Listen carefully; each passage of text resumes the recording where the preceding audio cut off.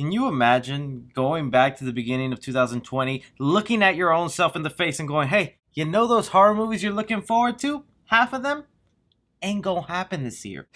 The real world is a horror movie. Hey guys, thanks so much for clicking on this video. My name is Chris. Even though things right now in the world are still gloomy, sad, and down, there's still a chunk of really great horror movies coming to us towards the end of the year, hoping that movie theaters begin to open by the end of July. So I thought, why not go ahead and round up all the horror movies that are still upcoming this year to get you excited for when we're living life outside quarantine. I need you guys to comment down below out of this list which ones you're most excited for. But don't forget to leave a like, as in respects to the movies we lost in 2020.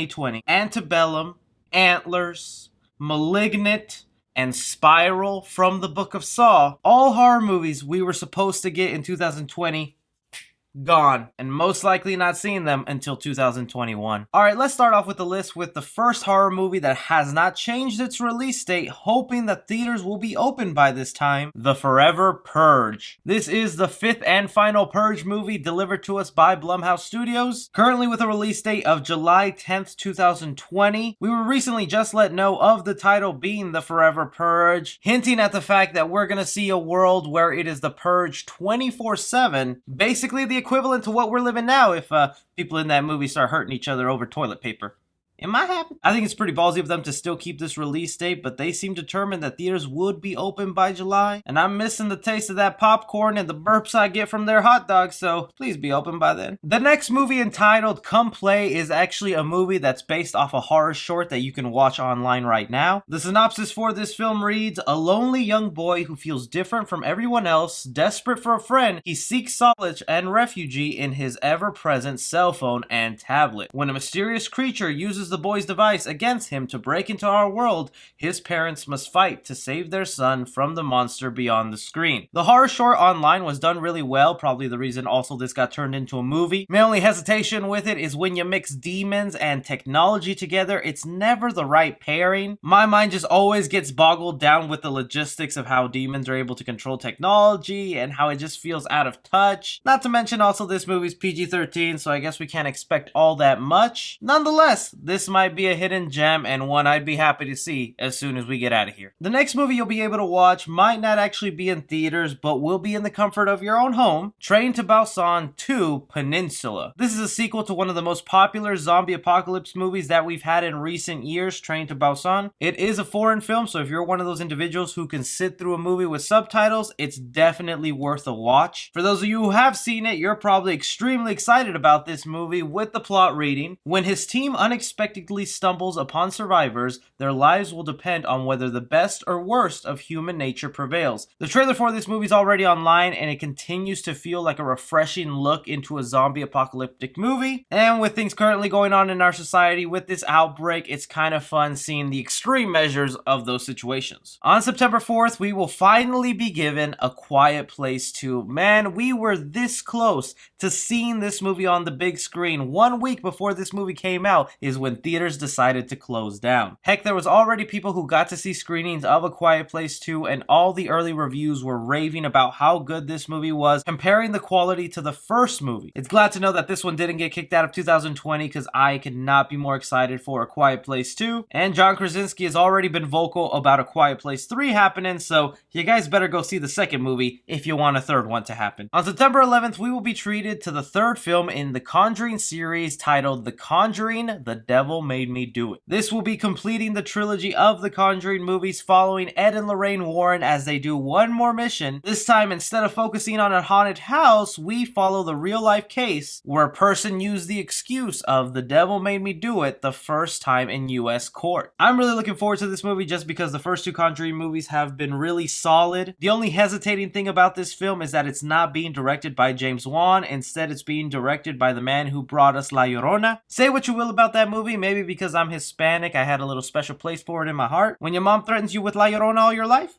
you kind of grow a passion for those kind of movies. But even if you didn't admire that movie, his directing style when it came to the scares and thrills of the movie I thought were done really well. So I think all this guy really needs is a good script, and hopefully they have that with The Conjuring 3. Speaking on another movie that thankfully did not get removed out of 2020, the Candyman reboot. Now this is the Candyman movie being produced by Jordan Peele, directed by Nia DaCosta. We've gotten trailers for this already. I think the film looks like a neat modern take on the horror character. Really sucks that this was a movie we were supposed to already see earlier this year, but having it released closer to the Halloween season I think will put us all in the spirit to see the hooked Candyman. On October 16th, probably the most anticipated horror movie for everyone this year, Halloween Kills, or as it's referred to on this channel, Halloween Stabby Stabby. This is the continuation from the end of Halloween 2018. We've gotten a little teaser trailer of behind the scene footage. Jason Blum has already promised that a new Halloween Kills trailer is coming very soon. My guess is that as soon as we get the announcement from large theater chains of when they're going to open up exactly, that's when we're going to see a bunch of trailers start popping up online, because it guarantees that theaters will be open by this time for their movie to be marketed. If not, since it's a Blumhouse picture, it'll probably be released with the Forever Purge. I just want to see Mikey Boy take down some people on Halloween night and bring me back to why I love going to the theater. There's still a handful of other movies I'm going to mention here that don't have release dates but are promised to be released in 2020, so stick around. But on December 30th of 2020, we will be given Escape Room 2. This is the sequel to the movie Escape Room, a real pleasant surprise of a first movie. It is kind of like Diet Saw. The puzzle pieces and some of the creative sets on the first Escape Room really made this a standout for me. The ending was total garbage, but that could all be redeemed with this second movie that I'm really looking forward to. No idea on the plot for this one, but if the ending of the first movie means anything, is we'll see the titular characters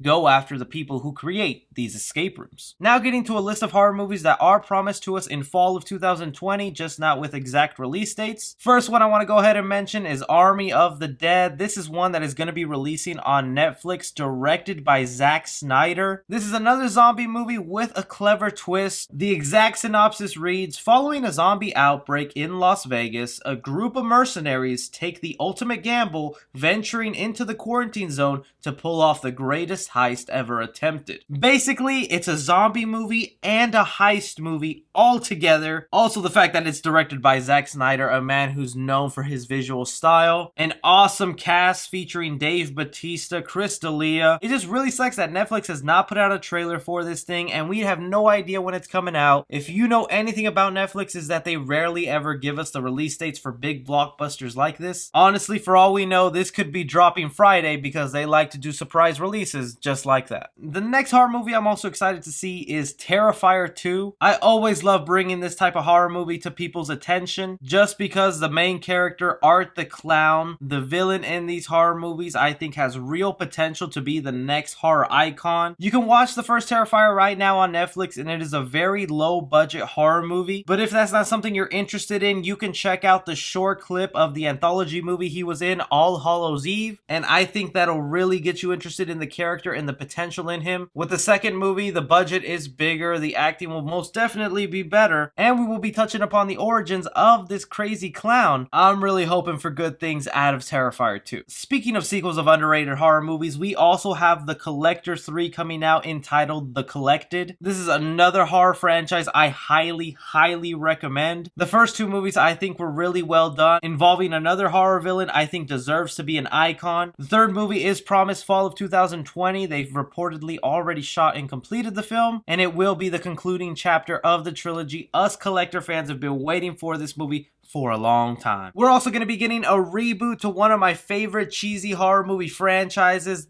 Wrong Turn. This is a franchise that has developed 6 films in total, with the first 3 me actually recommending to you. Past that point, you just have to be a lover of the franchise to continue. But with this new Wrong Turn movie, it is set to be a reboot, starting from the beginning. Also looks like they're introducing us to new villains, entitling them The Foundation. Usually the premise of these Wrong Turn movies are a group of friends take a wrong turn during a road trip and end up being attacked by some hillbilly inbred cannibals. And the last one I've been praising here on the channel like crazy, Wally's Wonderland. Again, not a real specific release date for this movie, but it has been shot. It's complete. Some people might call it the Five Nights at Freddy's ripoff, but it is the film with Nick Cage as our star, working as a janitor at an amusement park when all of a sudden the animatronic puppets come to life and start attacking Nicolas Cage out for blood. I love the look of the animatronic puppets involved in this movie. I'm a diehard Nicolas Cage fan, and really animatronic puppets at an amusement park just sound like a real fun time for a horror movie. And since this Five Nights at Freddy's movie isn't coming anytime soon, this will be a nice little appetizer. But anyways, guys, those are just some of the horror movies we can still expect to see in 2020.